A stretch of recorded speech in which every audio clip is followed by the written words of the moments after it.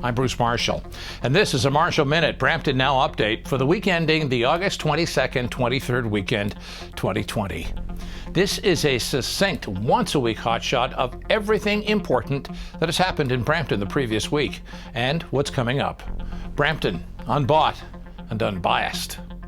Coming up, Chief Medical Officer of Health, Dr. Lawrence Loh, with some reminders, like that the world, especially the world to the south of us, seethes with virus. We are a comparative oasis. We need to protect that. Mayor Patrick Brown once again gives voice to the fact that Brampton taxpayers are second-class citizens when it comes to provincial health funding here.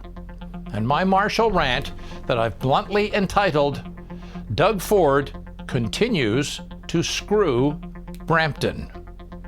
Details on that and more coming up in this Brampton Now update.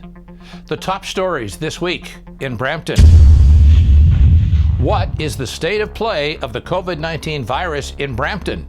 Peel's Chief Medical Officer of Health, Dr. Lawrence Loh.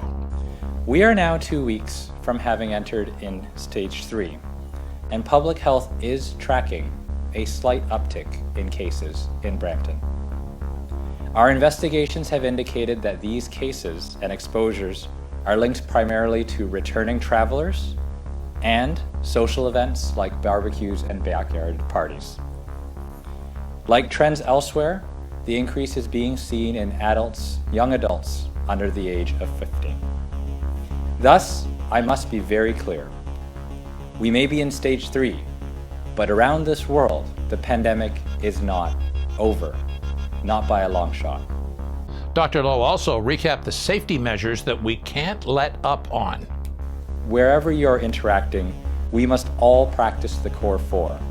Hand washing, distancing, masking where we can't distance and where it's mandated, and staying home and getting tested if you are sick. Loh also talked about schools and some of the concerns that parents have. And I know that many are focused on schools, and I want to also reassure we continue to work closely with our school boards to prepare, and we'll be deploying dozens of nurses to support infection prevention and control, outbreak management, and coordination with our school board partners in the coming weeks in accordance with the new provincial program. But schools are just one place in which we live.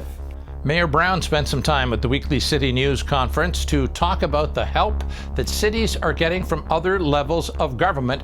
When you look at the tax take, a meager amount, 12 cents on the dollar, goes to municipalities from municipal taxes.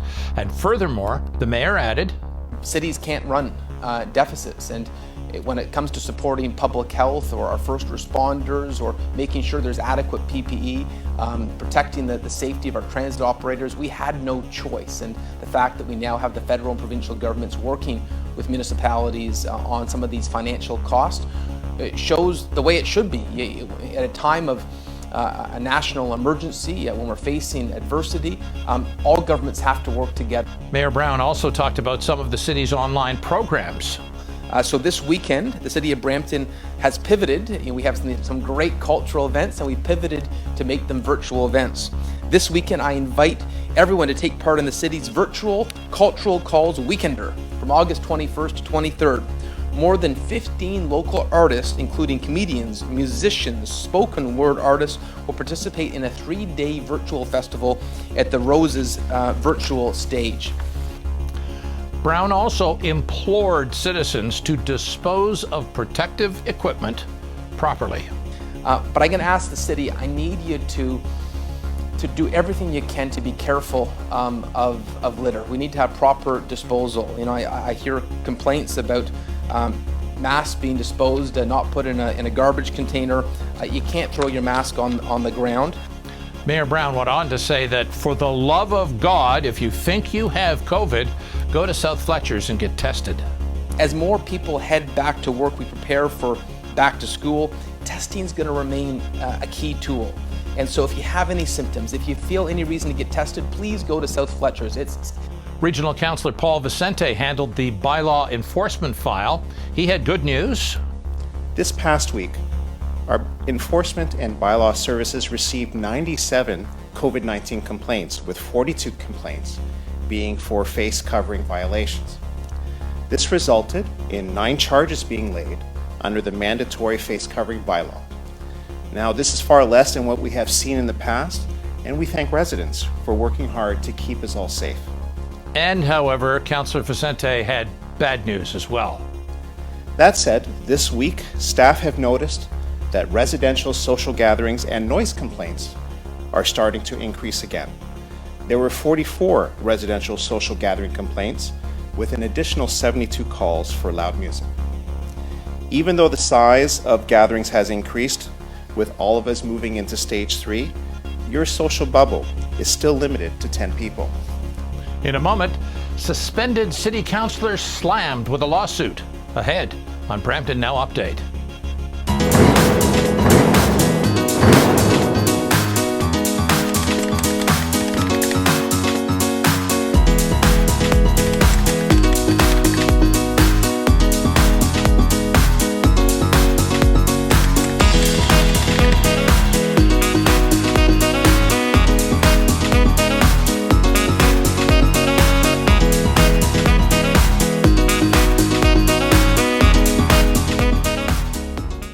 This is the Brampton Now Update. I'm Bruce Marshall.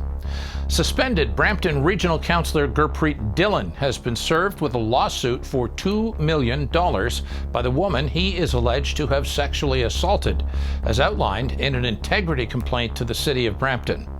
Dillon was the city's lead on a business development trip to Turkey, where the assault is alleged to have happened.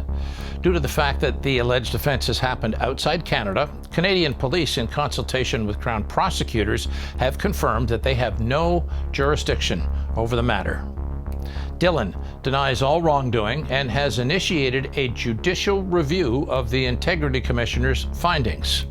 The lawsuit names both Dillon and the City of Brampton, so we taxpayers may be on the hook for some of this. A young foreign student, 𝗕𝗿𝗺𝗺𝗃, was murdered in Brampton last week. His body found on a pathway near Queen Mary Drive, west of McLaughlin Road and south of Sandalwood Parkway. Peel Regional Police have charged 2 16-year-olds with the crime. Due to the ages, the 16-year-olds, of course, cannot be named by police. A prayer vigil will be held for Singh at 155 to 159 Queen Mary Street on Saturday from 6 to 8 p.m. with prayers at 7 p.m. Peel Police announced late Thursday that yet another officer has been charged criminally. Following an 11-month investigation, Natalie King, a constable who swore the oath of honor of Peel Police and a 13-year employee, has been charged with 3 serious fraud-related charges. King was suspended with full pay as per provisions under the Ontario Police Act. These past 11 months, while the investigation has been ongoing, King has been benefiting from full pay, which will continue until and if she is convicted months or years from now. Coming up, help from Peel Region heads to Beirut. Ahead on Brampton Now Update.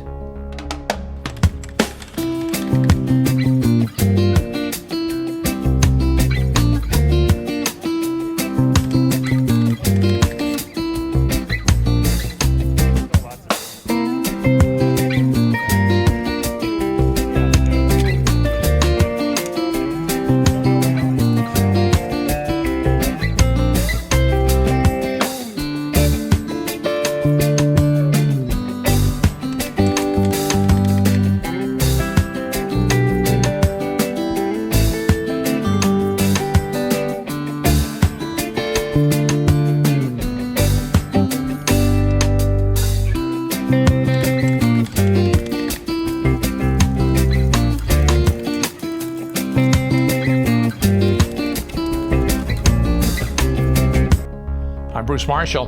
This is the Brampton Now Update. Peel Region business and charity icon Mohammed Faki of Paramount Fine Foods is around the world in Beirut this week.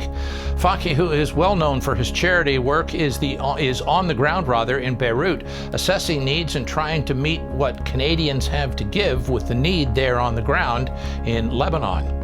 Go to humanitariancoalition.ca to help.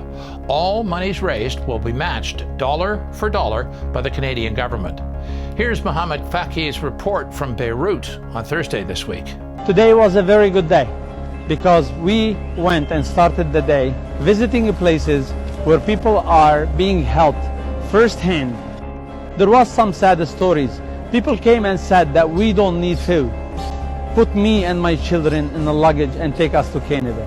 In Lebanon, people are not allowed to have access to their bank account, and therefore people are not able to fix and repair their homes. We came here with World Vision International. It was very important to see how people from different religions in Lebanon are so connected together. They're connected to help each other in the time of the explosion. We see the hope. We go out to balconies and we see new buildings and new apartments are being built. This is the Lebanese spirit, and it needs the real Canadian generosity. Donate to Beirut so Beirut can be rebuilt, and please pray for Beirut. Brampton city officials have spent this week at a virtual meeting of the AMO, the Association of Municipalities of Ontario. Partnering for economic recovery and growth is the theme of the AMO conference. AMO brings municipal leaders together from across Ontario to work collaboratively on common goals for all municipalities. Brampton Regional Councilor 𝗕𝗿𝗺𝗺 was elected to the board of AMO at the meeting. In a moment, what's ahead in Brampton this week and the coming week on the Brampton Now Update. This is your invitation to go beyond sightseeing, to engage in our traditions. Come experience something new, yet centuries old, and give in to your sense of adventure. Experience our country's history and heritage. Discover your authentic Indigenous experience at indigenous-tourism.ca. You're watching Brampton Now Update. I'm Bruce Marshall. This weekend and ahead in Brampton, Brampton Farmers Market is Saturday. Details on the market and protocols at brampton.ca. Wednesday at 11 a.m., TCET Newcomers Information Center presents a webinar in collaboration with an immigration consultant to offer updates on these topics: how COVID-19 has affected visa and immigration to Canada, the future of immigration to Canada after the pandemic. Go to tcet.com for more information. Boys and Girls Club of Canada, in partnership with Hyundai Canada, is thrilled to announce a National Youth of the Year initiative that celebrates youth leadership and achievement at boys and girls clubs across the country. Go to bgcpeel.org for more information. The Journey Neighborhood Centre, with 2 Brampton program locations, is opening a thrift store in downtown Brampton at the beginning of September. It will be on Nelson Street near the YMCA. Brampton Music Theatre has a fundraising contest called Catch the Ace. It's at bmtcatchtheace.ca. BMT continues online training programs on their website at bramptonmusictheatre.com. The City of Brampton's COVID-19 Youth Support Task Force presents Youth Day on Thursday, September 3rd from 12 to 3 p.m. Join them for an exciting lineup of speakers and an open Q&A streamed online, hosted by City TV's Christina Howrun. Go to brampton.ca for more information. Coming up, Brampton gets shortchanged on provincial health funding. That needs to change. My thoughts on that coming up on the Marshall Rant, next on the Brampton Now Update.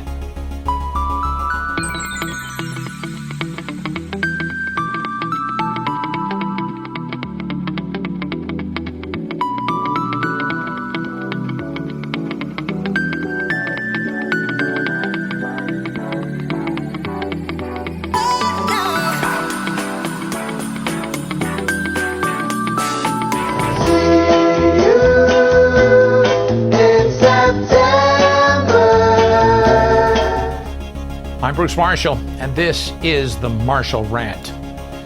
Mayor Patrick Brown was talking about health spending in Brampton at the Wednesday City Press Conference, and it's clear, when it comes to health spending, Brampton gets the short end of the stick. I had my first meeting with Premier Ford about this probably 6-7 months ago now. I had a recent teleconference with Minister Elliott. We're regularly speaking to our Brampton representatives, Minister Sakaria and Amarjot Sandhu, about how important this is. And we're growing impatient with this fundamental need, because if you look at the beds ratio, if you look at the per capita funding, it is unconscionable that there would be one standard of healthcare investment elsewhere in the province and a different standard in Brampton. One standard everywhere else and a lower standard of funding for Brampton. Let's be blunt about that. Doug Ford continues to screw Brampton. Now, I thought all of this was fixed.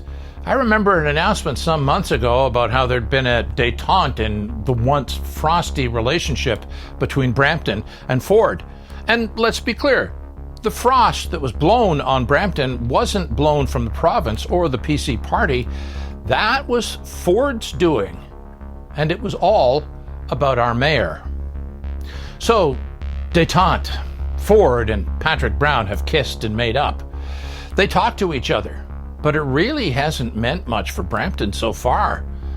We talk and talk and talk with the province, and all we get is tired of talking.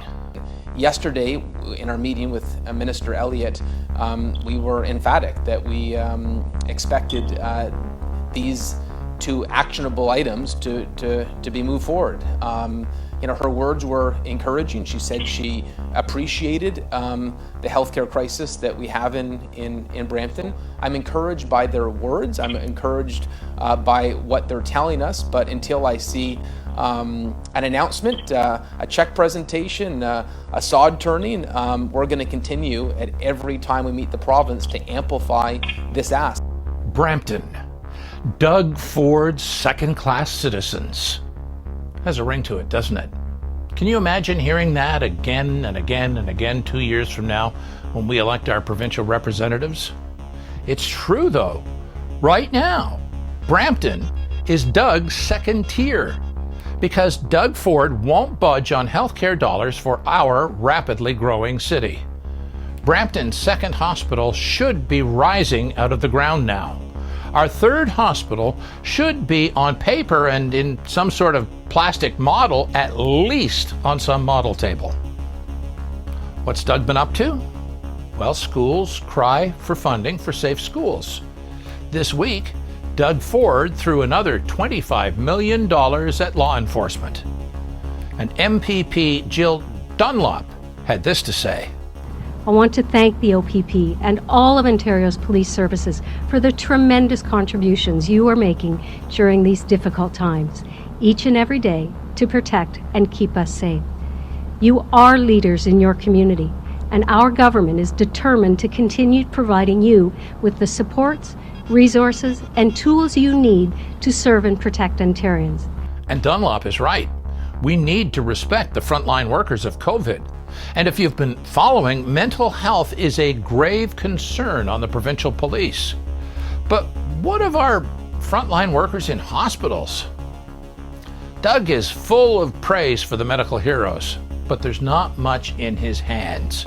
And in Brampton, he hands over less than at any other place in Ontario. Doug Ford beggars Brampton for medical funding. We need Brampton Conservative MPPs to start serving Brampton, rather than only concerning themselves with their own important political careers.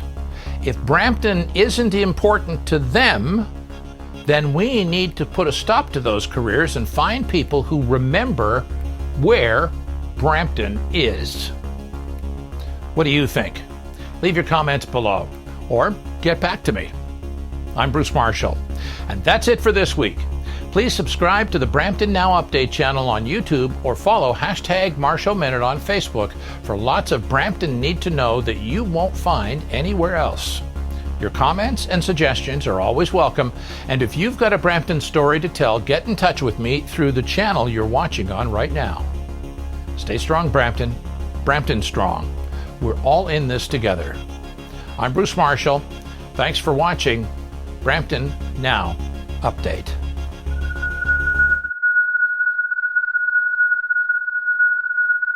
Quiet, numbskulls, I'm broadcasting.